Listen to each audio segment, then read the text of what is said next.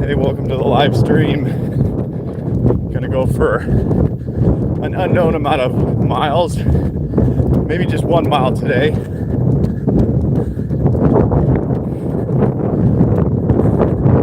I'm actually running in my old neighborhood where I used to run years ago. Kind of interesting.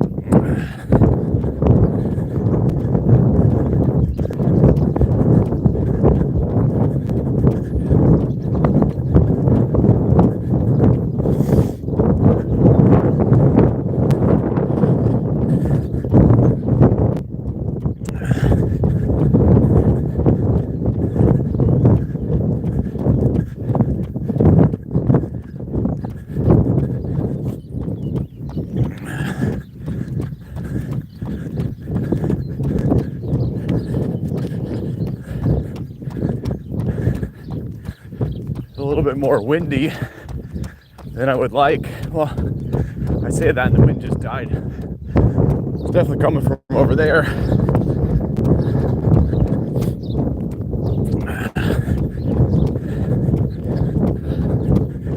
Yeah, I'm actually running with numb toes. Had the basement flooded at our new house. And I don't know if it was the flooded water or if it was the mold spray, but my toes have been numb for like 2 weeks, nice and tingly.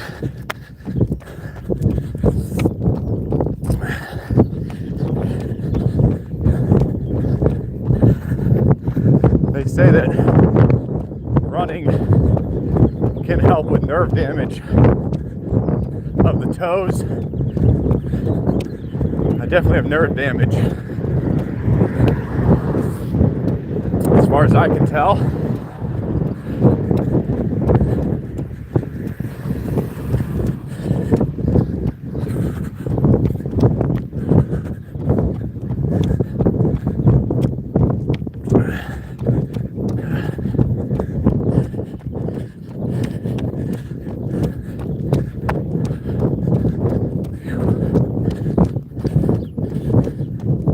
Yeah, my toes are definitely doing okay, so that's awesome. I don't know if you guys ever had numb toes before, but it is definitely weird. Luckily I have enough muscle memory that my body's kind of on autopilot, even though I can't really feel my toes. They're all kind of tingly. So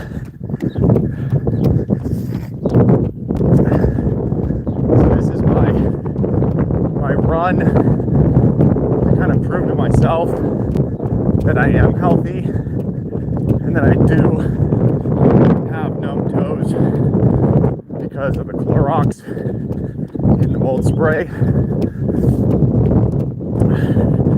If you're a nurse or a doctor, let me know if numbness of the toes is normal from coming into contact with Clorox bleach.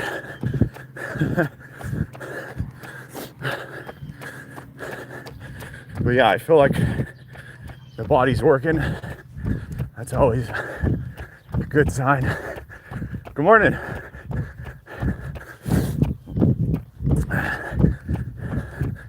Yeah, this is where I learned how to run on these roads right here. Probably, yeah, it was 10 years ago actually. That's so weird. I was 27. I'm 37 now. This is where I learned how to run. I literally couldn't run more than 10 feet before I had to walk. And I had a goal. I said, I'm gonna run this loop that I'm on right now. I said, that's my goal. It took me a couple months. Finally ran it. It's like 1.9 miles or something. Almost 2 miles. And that was when I dedicated my mental capacity, my body capacity. I dedicated everything to running. That's all I did. I just ran. I didn't do anything else. I did the one on, one off. Run one day, rest the next. That is phenomenal if you're just starting to run. Unless you're following like a marathon training or half marathon training, then definitely follow that, because I know that works. Whew. I got some pretty flowers.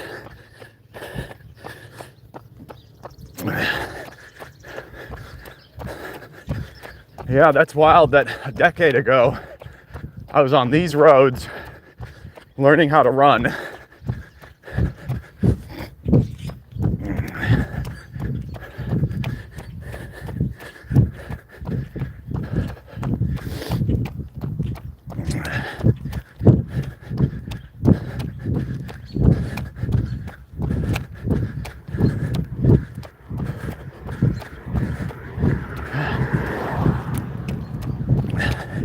You might be wondering why I'm not up on that sidewalk. Well, fun fact, running on sidewalks is not good for your joints because it's concrete.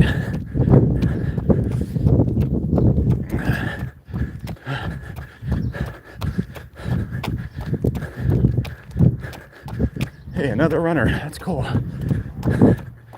When I was running out here, there was one other guy running, and he also had a giant beard.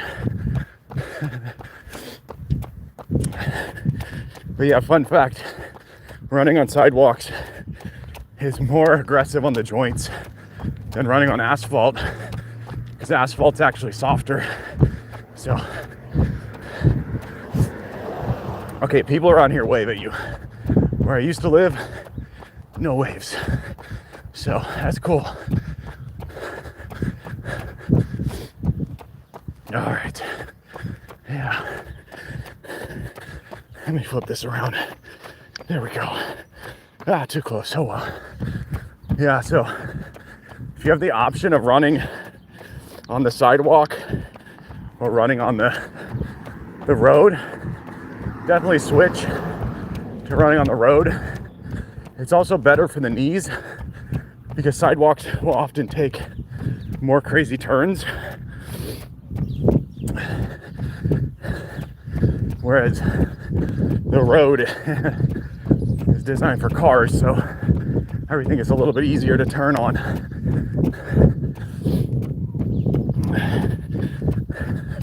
Yeah, definitely smash that like button. Smash that thumbs up. Oh, I gotta treat my lawn today. All right. Wow, it's been a month since I treated the new lawn. Yeah, if you follow this channel, I have moved. I went from a pretty large 3-bedroom house to about the same size 5-bedroom house. So now my 3 kids have their own bedroom, which is such a blessing.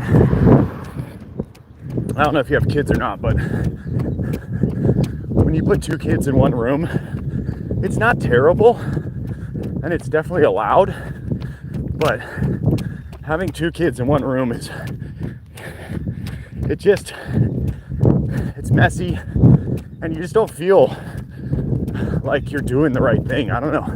There's something about it where you're like, especially because I had a boy and a girl in one room, and growing up we always had multiple kids in one room, but it'd be like the 3 girls or the 2 girls and then the 2 youngest boys.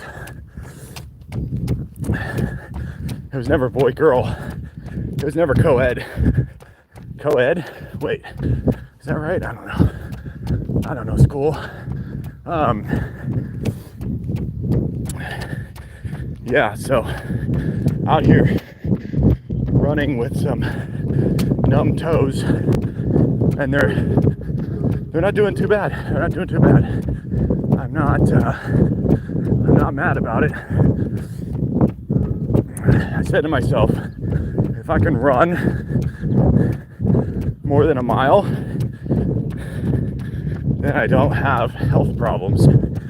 Because if you ever have numb toes, the first thing people tell you is your toes are numb because you have diabetes. And I'm like, I don't have diabetes. I have my basement flooded. I went down there for a full day, no socks or shoes. And now it's been 2 weeks and the toes are still numb. So this is my run for health. This is my run for mental health. And you know what? I think I'm gonna keep going. I'm about to hit 2 miles, I think. I might just do 4. Yeah, I'm at 1.7 miles. I might just do 4. No, let's be real. Let's be real. I haven't run in over a month. We're going to 2 miles. Let's do that. I don't want to mess up the toes. So I'm hoping that this stimulates the nerves, because they say that if you stimulate your nerves enough, you can help with them to come back to normal. So if you're thinking about using Clorox bleach for anything, I would say avoid it. I would say don't use it. If you have mold, they actually say hydrogen peroxide works the best on it. I made the mistake of buying mold killer, and I didn't read that it had bleach. Mind you, I was in the basement all day trying to clean up water from a flood, and went to the store late, got the mold spray because I thought I'll tackle the problem before it happens. So I soaked everything with mold spray, and that dripped down into the water that was in the basement, the little bits that was left. And then I stepped in it. I got my hands in it, so my fingers are a little tingly, a little bit numb. And the moral of the story is avoid bleach at all costs. That stuff is pointless. It really is. You can clean so much with other crap. It wasn't for 2 days. 2 days that I looked at the bottle again and I saw on the side, kind of below where your hand is holding, it said bleach. I said, oh no, my toes are numb. I got nerve damage. The only thing I thought of was, can I still run? Here we go. Here we go, people. We're almost 2 miles in. I'm still running. That's all that matters. Body feels strong.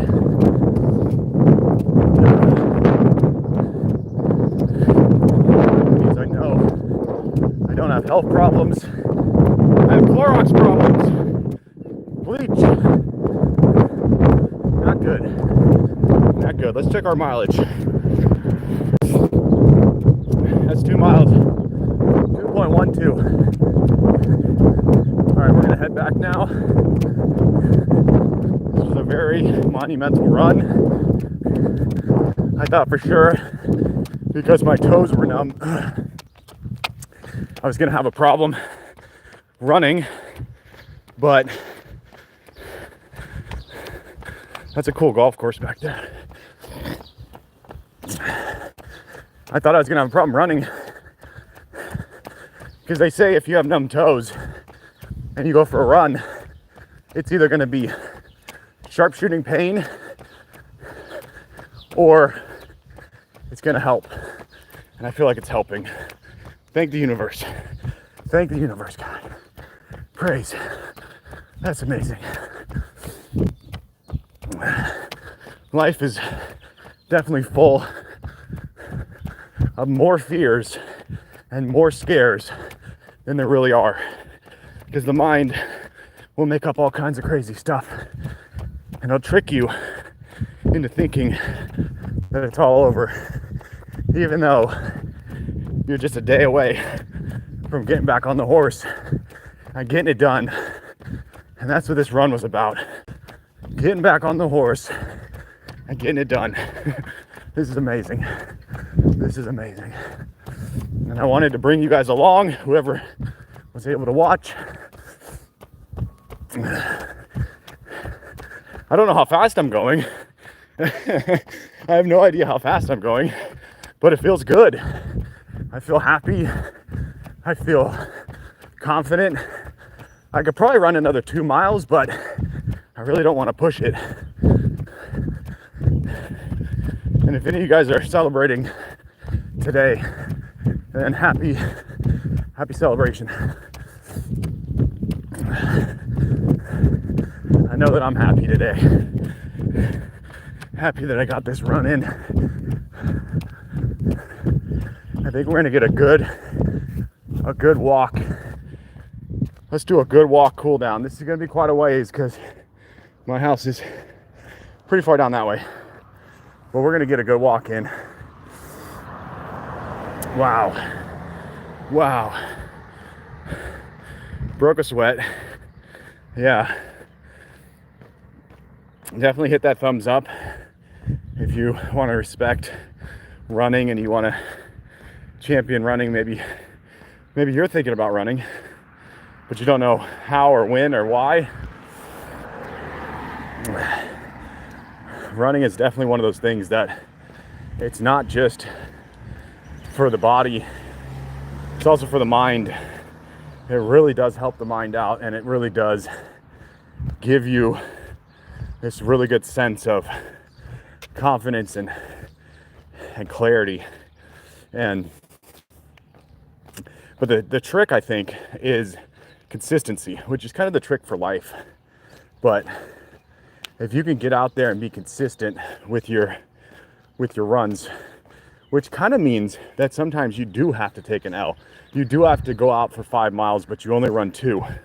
And that's okay, because if you're being consistent and you're going to go out tomorrow, then you could catch up on those missing 3 miles the next day. So being consistent, not pushing your body to the limit, is actually, I think, a key to running for your whole life. And hey, it's taken me a decade to figure that out. I spent the last decade basically being like, I'm going to push the body to the max, and I'm not gonna take a minute off. And I don't think that's the right mentality. I think you have to say, I'm gonna push myself to the point where my body tells me, okay, it's time to take a break, or to actually walk. That's the hardest thing for me, is to be out there going for it and then be like, okay, now I have to walk. The only time I do that is if it's like 105 degrees outside and I'm like literally feeling like I'm gonna have a heat stroke or something. Then I'm like, okay, it's time to walk. But prior to that, I'm just like, nope, we're going until we break. But yeah, so that is awesome.